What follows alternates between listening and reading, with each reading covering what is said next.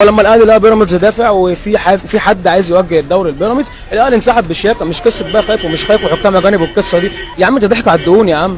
هيسكتك بالكاس وتسيب الدوري لبيراميدز، هيسكتك بالدوري وتسيب الكاس لبيراميدز، ما بيراميدز دافع. ما الاهلي لو كان هيكسبك. ما تقول اللي ليك وايه اللي عليك. هو الاهلي لما لقى الدنيا كلها يعني بيراميدز دفع، خلاص خد الدوري. انا هستفاد منك بفلوس، خد الدوري، اسكتك بالدوري زي ما قلت لك قبل كده، هدوس على وش اي حد. انا اخدت فلوس. يعني الدوري موجه لبيراميدز وانت الدوري السنه دي موجه لبيراميدز. ما الاهلي انسحب بالشياكه ليه؟ انا بقى كراجل زملكاوي بفهم كوره احب اقول لك دلوقتي ان الاهلي انسحب بالشياكه. واحنا عارفين من قبل الماتش بيتلعب مش قصه حكام اجانب. والاهلي لو كان جه كان الاهلي كسب الزمالك. يعني الناس اللي بتهاجم الاهلي وبتقول حنفي الاهلي كان عنده حق في قرار الانسحاب؟ كان عنده حق طبعا.